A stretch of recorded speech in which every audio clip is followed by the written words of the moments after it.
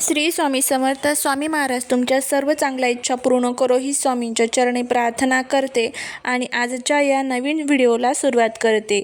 या वर्षीची होळी खूप खास आणि वेगळी असणार आहे. 2 आणि 3 मार्च 2026ला येणारी ही पौर्णिमा आपल्यासोबत एक मोठं खगोलीय संकट म्हणजेच चंद्रग्रहण घेऊन येत आहे. या काळात नेमकी वेळ काय असेल, ग्रहणाचा तुमच्या घरावर काय परिणाम होईल आणि होळी नक्की कधी साजरी करायची, या सर्व प्रश्नांची उत्तरे आजच्या या व्हिडिओमध्ये आपण पाहणार आहोत.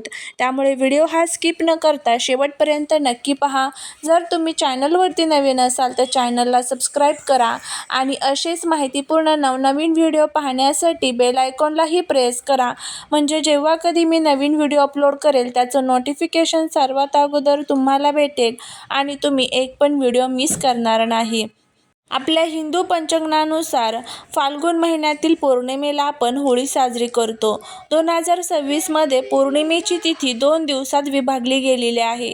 पौर्णिमा तिथीचा प्रारंभ हा 2 मार्च 2026 रोजी दुपारी 12:42 होत आहे. पौर्णिमा तिथीची समाप्ती ही 3 मार्च 2026 रोजी सायंकाळी 6:25 होत आहे. शास्त्रानुसार ज्या रात्री पौर्णिमा असते त्या रात्री होलिका दहन केले जाते. म्हणजेच 2 मार्च 2026च्या रात्री होलिका दहन होईल आणि 3 मार्चला धुलिवंदन म्हणजेच रंगांची होळी साजरी केली जाणार आहे. याच पौर्णिमेच्या दिवशी म्हणजेच 3 मार्च 2026ला खग्रास चंद्रग्रहण होत आहे. ग्रहणाची वेळ हे ग्रहण भारतीय वेळेनुसार दुपारी साधारणपणे 12:42 सुरू होईल आणि सायंकाळी 6:25 संपेल.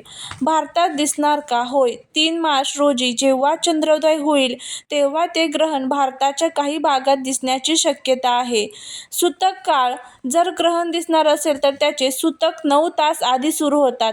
त्यामुळे या काळात देवाचे नाव घेणे आणि मंत्रोच्चार करणे अत्यंत फलदायी ठरते. होळीच्या दिवशी चंद्रग्रहण असल्याने काही गोष्टींची काळजी घेणे गरजेचे आहे. ग्रहणाच्या काळात म्हणजेच दुपारी 12 ते संध्याकाळी 6:30 शक्यतो जेवण टाळावे. गर्भवती स्त्रियांनी ग्रहणाच्या वेळी घराबाहेर पडू नये आणि टोकदार वस्तूंचा वापर टाळावा. ग्रहणाच्या काळात ओम नमो भगवते वासुदेवाय किंवा महामृत्युंजय मंत्राचा जप करणे कुटुंबासाठी संरक्षण ठरले जाते. 2 आणि 3 मार्चची ही वेळ अत्यंत महत्त्वाची आहे. शास्त्र आणि विज्ञानाचा हा मेळ समजून घेऊन आपली होळी सुरक्षित साजरी करायची असते. यावर्षी पौर्णिमा तिथी 2 दिवसात विभागली गेल्यामुळे आणि चंद्रग्रहणामुळे मुहूर्ताबाबत थोडा संभ्रम आहे. परंतु शास्त्रानुसार खालील काही वेळा पाळणे योग्य ठरेल. होळी पेटवण्याची तारीख ही 2 मार्च वार सोमवार असणार आहे. होलिका दहनाचा शुभ मुहूर्त हा 2 मार्च रोजी संध्याकाळी 6:19 पासून ते रात्री 8:30 च्या दरम्यान असणार आहे. काही पंचांगानुसार 2 मार्चच्या रात्री म्हणजेच 12:50 ते 2:02 हा देखील काळ महत्त्वाचा मानला गेला आहे. भद्रा काळ असला तरी भद्रा पुच्छ काळात होळी पेटवणे शुभ असते. धुलिवंदन हे 4 मार्च बुधवारी असणार आहे. रंगपंचमी 9 मार्च सोमवारी असणार आहे. चंद्रग्रहणाचे सावट आहे 3 मार्च 2026 रोजी खग्रास चंद्रग्रहण आहे. दुपारी 3:20ला स्पर्श होईल आणि संध्याकाळी 6:48ला मोक्ष म्हणजे समाप्ती होणार आहे. भारतात हे ग्रहण दिसणार असल्यामुळे सकाळी 9:39 पासून सूतक काळ पाळावा लागेल. यामुळेच 3 मार्चला रंग खेळणे शास्त्रानुसार टाळले जात असून 4 मार्चला धुलिवंदन साजरे केले जाईल. होळीच्या ठिकाणी शेणाचे गौर्या, सुकी लाकडे आणि मधोमध एरंड्याचे झाड किंवा ऊस ठेवावा. होळीला नैवेद्य म्हणून पुरणपोळी अर्पण करावी. होळीभोवती 5 किंवा 7 वेळा प्रदक्षिणा घालून आपल्यातील वाईट विचार आणि नकारात्मकता या अग्नीत जाळून जावेत अशी प्रार्थना करावी. ही कथा आपल्याकडे आहे की भक्त प्रल्हाद आणि होलिका कशा प्रकारे देवाची भक्ती करणाऱ्या प्रल्हादाला वाचवण्यासाठी भगवान विष्णूने नृसिंह अवतार घेतला आणि अग्नीचे वरदान असूनही दृष्ट होलिका जळून खाक झाली. हा सण वाईटावर चांगल्याचा विजय आहे. होळी पेटवणे हे केवळ लाकडे जाळणे नसून ते नकारात्मकतेचे दहन करण्याचे प्रतीक आहे. शास्त्रानुसार होळी पेटवताना काही चुका टाळल्या नाही तर घरात अशांती आणि आर्थिक नुकसान होऊ शकते. त्याचबद्दलची आता आपण माहिती घेऊया. होळी पेटवताना टाळायच्या 5 मोठ्या चुका. चुकीच्या झाडांची लाकडे वापरणे. शास्त्रानुसार जिवंत किंवा फळ देणारी झाडे म्हणजेच आंबा, पिंपळ, वडाची झाड तोडून त्यांची लाकडे होळीत जाळू नयेत. काय वापरावे? केवळ वाळलेली लाकडे, एरंडाचे झाड किंवा प्रामुख्याने शेणाच्या गोवऱ्या वापराव्यात. गोवऱ्या जाळल्याने वातावरण शुद्ध होते. भद्रा काळात होळी पेटवणे अत्यंत अशुभ मानले जाते. यामुळे कुटुंबावर संकट येऊ शकते आणि सामाजिक अशांती पसरू शकते.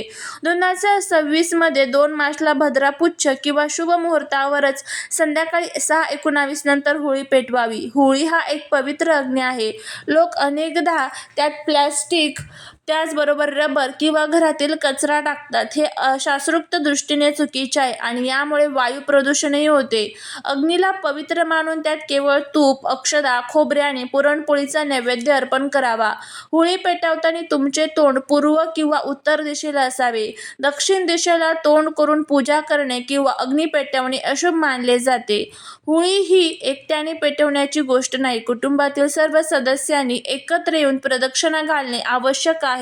जर घरातील कर्त्या पुरुषाने किंवा स्त्रीने प्रदक्षिणा घातली नाही तर पूजेचे पूर्ण फळ मिळत नाही. ग्रहणाच्या सूतक काळात किंवा ग्रहण काळात शुभ कार्य किंवा अग्नी प्रज्वलित करणे टाळावे. 30 मार्चला सकाळी 9:39 पासून ग्रहणाचे सूतक सुरू होईल. या वेळेमध्ये जर घरात अन्न साठवलेले असेल तर त्यात तुळशीचे पान टाकून ठेवावे, जेणेकरून अन्नावर ग्रहणाचा नकारात्मक परिणाम होणार नाही. चंद्र हा मनाचा कारक आणि पांढऱ्या रंगाचा प्रतीक आहे. ग्रहणाच्या दिवशी कोणालाही दूध, दही, तांदूळ किंवा पांढरे कापड दान करू नका. तसेच स्वतः देखील पांढऱ्या रंगाचे पदार्थ खाणे टाळा, कारण यामुळे मानसिक तणाव वाढू शकतो. होळीच्या आनंदात गर्भवती महिलांनी विसरू नये. ग्रहणाच्या वेळी 3 मार्च दुपारी 12 ते संध्याकाळी 7 पर्यंत घराबाहेर पडू नये. तसेच त्यांनी सुई, कात्री किंवा चाकू यासारख्या धारदार वस्तूंचा वापर करू नये. धार्मिक दृष्टिकोनातून ग्रहण पाहणे अशुभ मानले जाते आणि विज्ञानाच्या दृष्टीने ते डोळ्यांसाठी घातक ठरू शकते. यामुळे होळीच्या दिवशी चुकूनही चंद्राकडे टक लावून पाहू नका. 2 मार्चला होळी शांत झाल्यावर 3 मार्चला सकाळी ग्रहणापूर्वी तिची राख कपाळाला लावणे शुभ असते. पण ग्रहणाचे सूतक लागल्यानंतर ती राख अस्वच्छ ठिकाणी टाकू नका किंवा त्याचा अपमान करू नका. होळीच्या दिवशी ग्रहण असल्याने कोणतेही नवीन काम, व्यापार किंवा व्यवहार सुरू करू नका. ग्रहणाच्या काळात केलेली गुंतवणूक किंवा नवीन करार नुकसानकारक ठरू शकतात. ज्या घरामध्ये होळीच्या दिवशी आणि ग्रहणाच्या काळात भांडणे होतात तिथे लक्ष्मी कधीच टिकत नाही. या दिवशी शांत राहून नामस्मरण करावे. आता सर्वात महत्त्वाचं म्हणजे होळीची पूजा या 3 महिलांनी चुकूनही करायची नाहीये. त्याबद्दलची आता आपण माहिती घेणार आहोत. त्यामध्ये सर्वात पहिला आहे ते म्हणजे गरोदर स्त्रिया. गर्भवती महिलांनी होळीची पूजा करणे किंवा जळत्या होळीची प्रदक्षिणा घालणे टाळावे. शास्त्रानुसार होळीचा अग्नी खूप प्रखर असतो, ज्याची उष्णता गर्भस्थ शिशूसाठी हानिकारक ठरू शकते. तसेच होळीच्या दिवशी नकारात्मक ऊर्जा सक्रिय असते. 3 मार्च 2026 ला चंद्रग्रहण देखील आहे, त्यामुळे गर्भवती महिलांनी विशेष काळजी घेणे महत्त्वाचे आहे. त्यानंतर पुढचा आहे ते म्हणजे नवविवाहित महिला. ज्या महिलेचे लग्न होऊन पहिलेच वर्ष आहे अशा नवविवाहित स्त्रियांनी आपल्या सासरी पहिली होळी जळताना पाहू नये किंवा तिची पूजा करू नये. असा नियम काही समाजात आपल्याला पाहायला मिळतो. असे मानले जाते की जळती होळी पाहिल्याने वैवाहिक जीवनात अग्नी येऊ शकतो. त्यामुळे पहिल्या वर्षी नवविवाहितेने माहेरी होळी साजरी करावी किंवा सासरी असल्यास होळीच्या अग्नीपासून दूर राहावे असे सांगितले जातं. तिसरं म्हणजे मासिक पाळी. ज्या महिलांना मासिक धर्म सुरू आहे त्यांनी कोणत्याही धार्मिक विधीप्रमाणे होळीची पूजा करू नये. त्यांनी लांबूनच देवाला नमस्कार करावा.